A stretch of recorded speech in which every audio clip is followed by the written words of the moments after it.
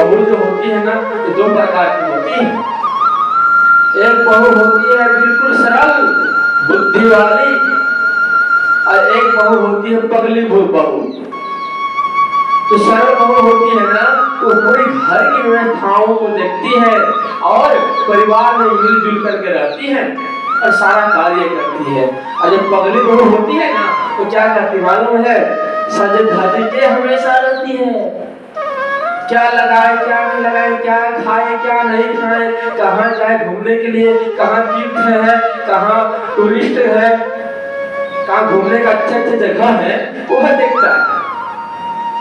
और जो सरल बहू होती है ना, वो घर को ही तीर्थ मान लेती है, घर को ही वह टूरिस्ट समझ लेती है और घर को अच्छे तरह से वो चलाती है। उसको कहते हैं सरल बहू। जब पगली बहू होती है ना, तो कार्य होता है पगली जैसा, हमेशा मेकअप करते रहेगी, हमेशा पहनवा अच्छा चका। और उसी में उसका जिंदगी यूं ही खत्म हो जाता है, कुछ कर नहीं पाता। शास्त्रों में कहा जाता है कि जो 100 साल का जो जिंदगी मिला है, इसमें अपन कर क्या लिया, इसको देखा जाए। तो शास्त्रों में कहा जाता है बस हम लोगों ने दो ही चीज को पकड़ करके रखा है, एक जन्मदिन और एक मरण दिन।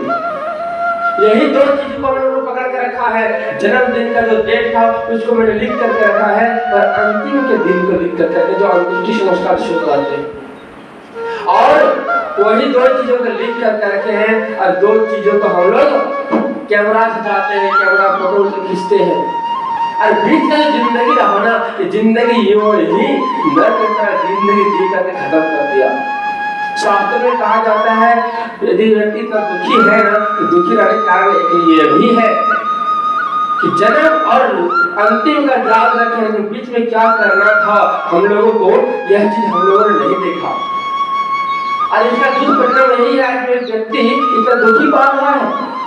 व्यक्ति सुखी रहना चाहे ना, तो व्यक्ति क्षण भर में सुखी पा सकता है। दुखी क्यों रहता है?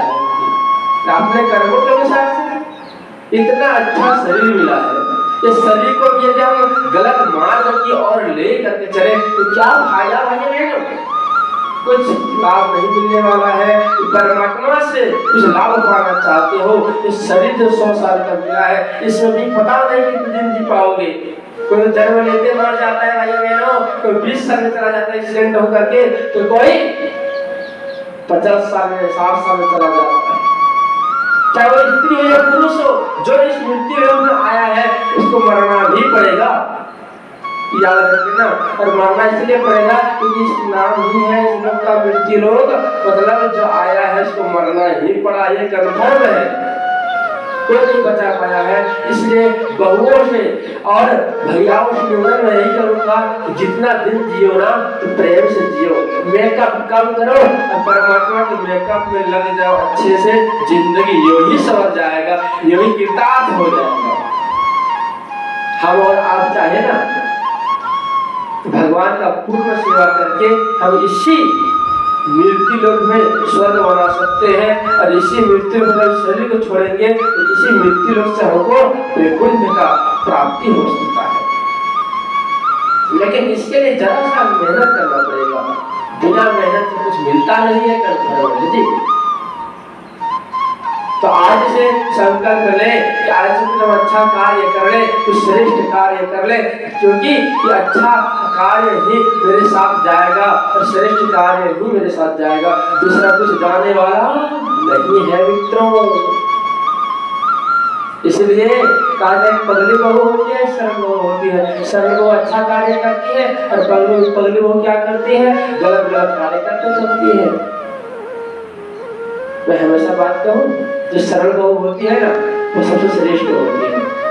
और जब पगली बहू होती है तो परिवार को नर्क के जैसा बना देती है। इसलिए वैसा बहू लाना नहीं घर में, जो पगली हो वैसा बहू लाना जिस घर में हमेशा सरल बनकर रहे। सरल का मतलब क्या होता है? सरल मतलब होता है सीता, राम मतलब होता है राम, अल्लाह मतलब होता है लक्ष्मण।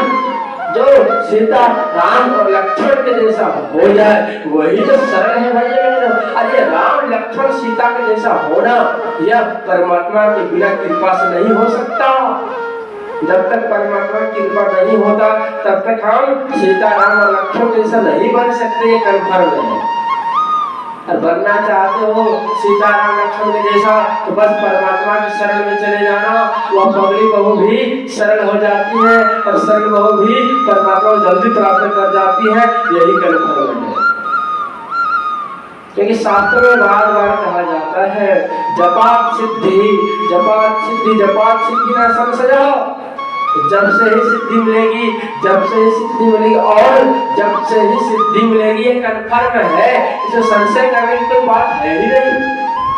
इसलिए परमात्मा से एक ही चीज मांगना कि हे परमात्मा मुझे जप करने की शक्ति दे दो, मुझे तप करने की शक्ति दे दो, मेरी बहू अच्छी मिले, आपका कार्य कर सके परमात्मा।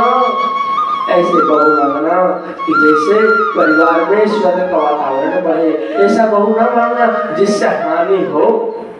छमछमिया बहू आएंगे ना तो घर को छम छम करके रख देंगे, और अच्छी बहू आएगी ना बिना छमछमिया वाला तो घर को स्वर्ग बना के चली जाएगी। बहू ना होती है जो घर को स्वर्ग बना देती है, और बेटी वह होती है तो घर को बेकुंठ बना देता है। भाई बहनों, ये शास्त्रों का कथन है शिव महापुराण का। बेटी वो होती है जो घर को बेकुंठ कर बना कर रखती है, जो बहू आती है उससे भी छोटा करके रख देती है स्वर्ग जैसा। और एक बात बोलूं, अभी तो जो बहू होती है ना वो स्वर्ग नहीं वो नरक जैसा बना कर रख देती है। घर को तुरंत तोड़ कर देती है। क्या जिंदगी है, क्या नहीं है, क्या पति है, क्या पत्नी है, क्या सास है, क्या ससुर है, तुरंत घर को दिखा देता है। भाई बहनों, क्या दुर्भाग्य का जिंदगी जी रहा है लोग। देखा जाए ना आज व्यक्ति को सुखी नहीं है, इसलिए शास्त्रों में कहा जाता है कोई कहे तन दुखी, कोई कहे मन दुखी, कोई कहे धन बिना रहत उदास, थोड़े थोड़े सब दुखी सुखी राम के दास। दुनिया में कोई सुखी नहीं हो सकता राम के दास के अलावा, सब सुखी नहीं हो सकता, क्योंकि सब अपने अपने कर्मों को लेकर आया है। तो साधु संतों के जैसा आचरण करता है वही व्यक्ति सुखी हो सकता है, अन्यथा सुखी नहीं हो सकता। कोई तन से दुखी होते मेरा शरीर अच्छा नहीं है, तो कोई मन से दुखी होते मेरा मन अच्छा नहीं लग रहा है, और कोई कहता है धन बिना रहत उदास, मेरे पास धन है ही नहीं, धन है भी कोई काम का नहीं। डॉक्टर ने मना कर दिया मिठाई मत खाना, चाउमीन मत खाना, रोटी मत खाना, खाना क्या प्रभु के दाल की पानी, दिल से कृष्णा। अरे सुखी तब रह सकते हैं भाई बहनों जब आप लोग परमात्मा का कार्य करते हो। सुखी वही व्यक्ति होता है राम के दास। जब तक हम परमात्मा के दास नहीं बनेंगे, जब तक अपने आप का मालिक समझना चालू कर देंगे तो जिंदगी में कोई खुशी नहीं रह सकते, ये कन्फर्म है। मैंने देखा अपने जिंदगी में भाई बहनों, छोटा सा जिंदगी में 20 साल का हूँ मैं अभी, 20 साल की जिंदगी में मैंने बहुत चीजों को मैंने अनुभव किया, और अनुभव से आज सोचा कि यह अनुभव अपने पास रखने से अच्छा है दूसरों को शेयर भी करूं, तो थोड़ा सा मैं वीडियो बनाना चालू किया और आप लोगों को बीच में देना चालू किया चैनल पे। क्योंकि यदि आप कुछ सीखना चाहते हो ना तो हमेशा सीखने का प्रयास करना, क्योंकि सीखने वाला व्यक्ति हर स्थान से कुछ कुछ सीख ही लेता है। और जो व्यक्ति सोचता है मैं सब कुछ जानता हूँ, मैं अवश्य कहता हूँ, तो व्यक्ति 0/0 है, वो कुछ नहीं जानता। क्योंकि जिसके अंदर में अहंकार आ जाता है ना वो व्यक्ति शून्य हो जाता है। और जो कहता है शून्य हुए का तो उसके आगे एक अंक लग जाता है और वो फिर सैकड़ों में हो जाता है, परमात्मा जैसा हो जाता है।